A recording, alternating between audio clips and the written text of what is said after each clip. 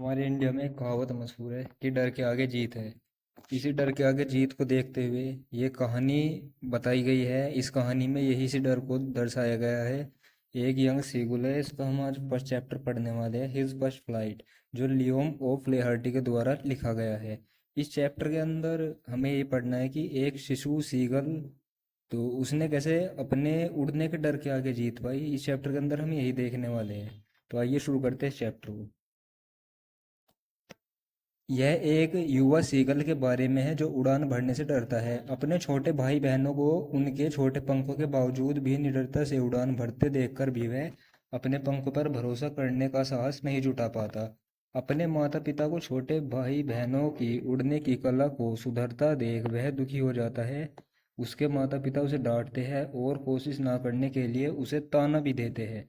वे उसे कायर भी कहते हैं। वे उसे कम से कम कोशिश तो करने की सलाह देते हैं कि कम से कम कोशिश तो करो, और उसे कोशिश ना करने पर अकेला और भूखा छोड़ देने की धमकी भी देते हैं। अगले दिन उसे उसके अलावा वहाँ पर कोई नहीं होता और उसे वे अकेला छोड़ देते हैं और उसे भूख महसूस होने लगती है।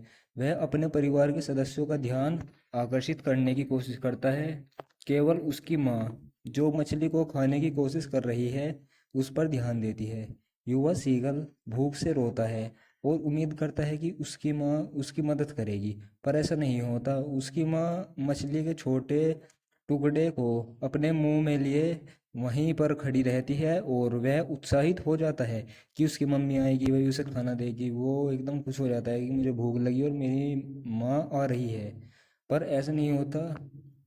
लेकिन यह देख कि उसकी माँ बीच रास्ते में रुक गई है, वह भूख से पागल हो जाता है और मछली पर गोता लगा देता है।